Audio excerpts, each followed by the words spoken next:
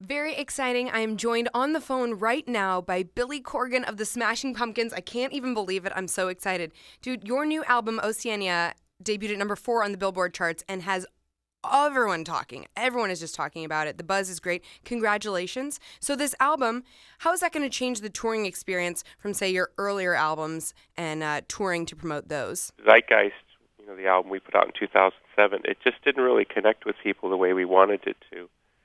And it turned our concerts into something that we'd never experienced before, which was like, yeah, you got a new album out, but can you play the old songs? And it was weird for us because, we'd always put out sort of a different album each time. And so, we just figured, we'll find the right crowd for that album. And we just didn't. And that was a very strange experience for us. So to have an album out that people want to come listen to and hear and experience the songs live, in the current context and balance that against the past, that's much more satisfying. I was going to say, I feel like you guys have so many incredible radio hits, but I don't really consider you a greatest hits type band. I don't feel like you guys are done, and I don't feel like our listeners feel like you're done, so we're really excited to have you guys coming back. Will we be expecting to hear some of the new stuff mixed in with the old stuff? Or Yeah, we play the new album to start the show. It's 60 minutes, and it goes by pretty fast. It's 13 songs, and we've got this kind of very interesting visual package that we've created using this new technology with video mapping. So we have a 25-foot orb that floats above the stage. If anyone's interested, you can find stuff on YouTube. Oh, that sounds so cool. It's very cool. It creates a very unique atmosphere in the crowd. So it's sort of starts with an album-ish experience in the sense that we play the album and you kind of experience it with the visuals. And then the second half of the show is, we kind of dive into the back catalog and play some, not just hits, but also some pretty interesting choices of album songs. So it's been going really well. People really seem to enjoy it. And I think when we managed to kind of get the right connection between the present and the past, spanning, literally 25 years of music, that seems to really, really resonate with people more than just, here's another radio song, because we were never really that band anyway. Yeah, that's not who you guys are, and I feel like this album also is really good in touching some of the sounds that you have in the past, but also I don't feel like you're, drenched in what Smashing Pumpkins was. Do you feel like this is a complete alt rock, like labor of love? I mean, you guys started it in April 2011, and it just came out here in June. Yeah, it's been an interesting thing. When I started in alternative music in the late 80s, it was very small. And of course, it went through this massive change in the 90s where it became very big and became very businessy. And then the changes in the music business as a whole in the 2000s, I think no one could have expected. So to be an alternative musician in 2012, the expectations are much, much different than they were in the 80s or even the 90s. And learning to adapt in that, in the sense of having to make choices, this guy just wants me to play, greatest hits set, doesn't really care about the new band, doesn't really care about the new music. I mean, what do I say to that guy, And the only compelling argument I've been able to make is we have to make really, really strong music in the present. That seems to balance everything out, and then the past and the present seem to go together, you know what I mean? Because then it's about a musical legacy, it's about a musical spirit, not just, we're just here to kind of live in the past, because that's not why I got into music. I never wanted to be that guy, and, hey, here's that one from '94. It's just not my thing. I'm not schmaltzy like that. So, No, and we here at 105.7 The Point, our tagline here is everything alternative, and we've kind of had a difficult time defining alternative for our listeners as more active comes in, active rock, and definitely the newer artists that focus really on just pumping out a single that the label's going to enjoy and that the people will enjoy, and then they just don't consider the album as itself the whole. You know what I mean? So I really like this concept of album within an album that you guys have created for this record. Yeah, I think it's very difficult for young bands because the record companies place tremendous pressure on the single. And of course, they still give radio a lot of credit for making or breaking a band. And there's nothing wrong with that. The difficulty for that band then is if they actually cross the threshold and they get that first single on the radio, or even they say they get 2 singles on the radio, when that audience shows up, that band doesn't know how to play a show, Their audience is coming to hear two songs. They're not coming to see who's in the band. They're not coming to see what that band believes in. And I think that puts those bands and artists in a very difficult situation from the get-go. And so bands end up kind of adapting, like, they jump around like they've been a band for 20 years. They say the same things on stage every night. They end up play acting what a big band looks and feels like. That is so true. It's awful. I've seen so many shows this year where I've thought, man, you look like you're emulating an alternative rock band from the 90s, but I don't recognize what's going on beyond that single, beyond that one hit that you played. And that's the funny thing is what they've done in many cases is they've amalgamated all the different moves and attitudes of the different bands, never realizing that what made those bands successful was that they were so individualistic. I mean, the difference between me and Eddie Vedder and Kurt Cobain and Trent Reznor and Courtney Love, I mean, those were completely different people who had completely different music for different reasons.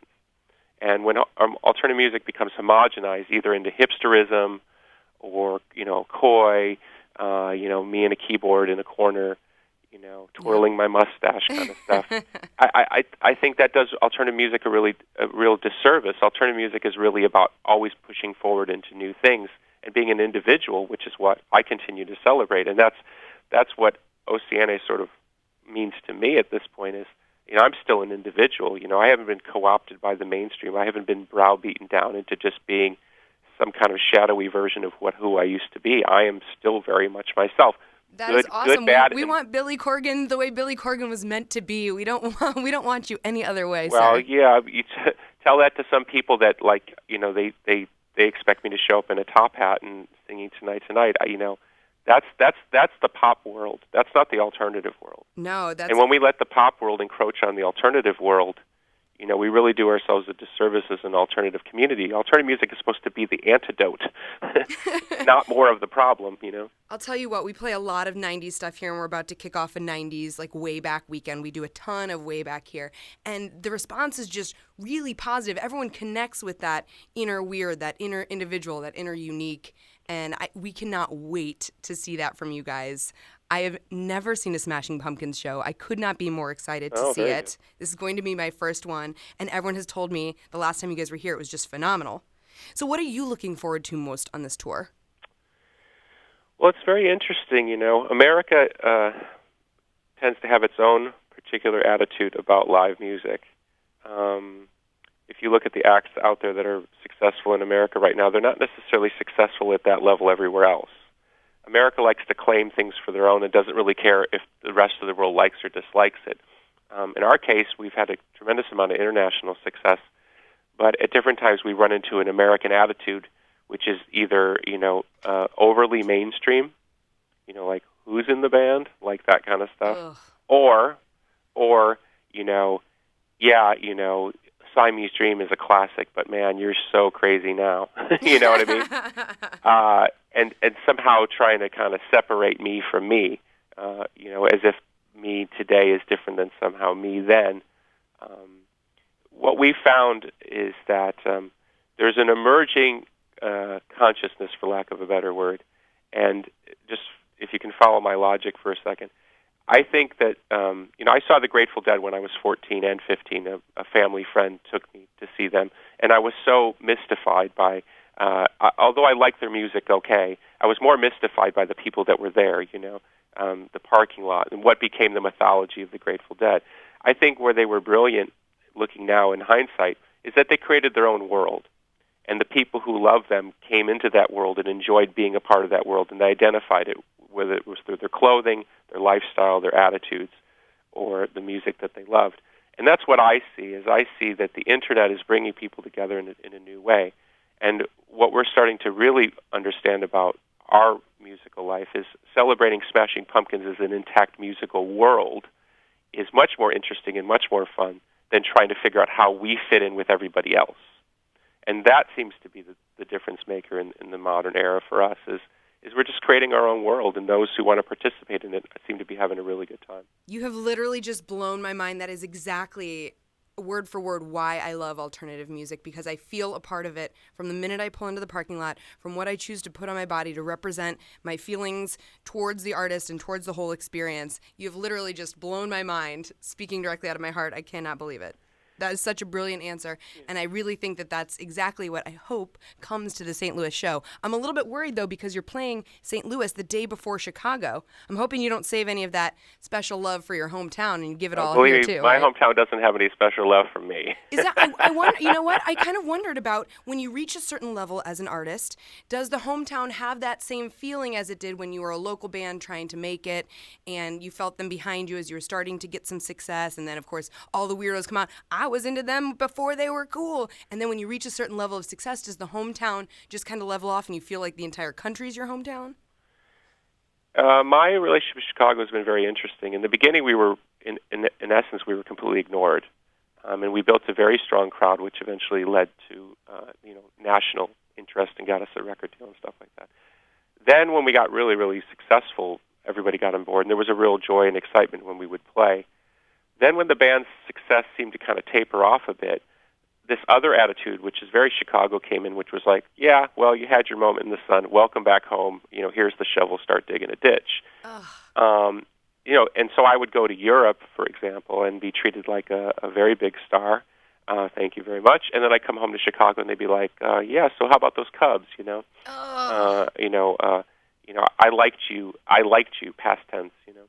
And so there were some weird years here where my musical life was sort of ignored, and I had to go elsewhere to find the kind of curiosity. That being said, the interest here is resurgent with Oceania and with the things that we've done that people now, because of the way the internet connects, people are reading about the band all over the world going, oh, well, there must be something going on. So we have a kind of late bloomers coming back in. And honestly, we have a lot of young kids that never saw the band back in the day, and don't really care for the good or the bad. They just want to have their own experience with it, and I'm appreciative of that because, their uncle told them about seeing us at the Metro in '90 or something like that, and so they come looking for their own version of it. I think that is exactly true. I think that's going to happen. I think the young kids are coming back into it, and, they want that nostalgia of what their parents or their brothers or their sisters told them. And then now they're going to get to experience it for themselves, which is really incredible. Yeah. But St. Louis has love for you, so. Yeah, but the only thing I would say about that is there's a big difference between nostalgia and seeing what made an artist great. And in our case, we don't live in nostalgia. We insist on living in the present. So where we play old music, we play it, with the intensity of 2012. We don't try to ape something. I don't get out the flannel shirt. And try to get my Eddie Vedder goatee going. You know what I mean? No. I want you to do 2012. I want big. I want loud. Oh, yeah. I want 2012 Smashing Pumpkins. There you go. Now you're talking my language. Well, one more question. I've just been wondering. This album is done, and clearly you're going to tour around for a little bit. Do you do the creative writing process while you're on the road? Do you feel like that, kind of comes organically to you? Or are you planning to just experience this tour and then wait till you get back, or what's coming next? I would love to write on the road, and I never can. It's the weirdest thing.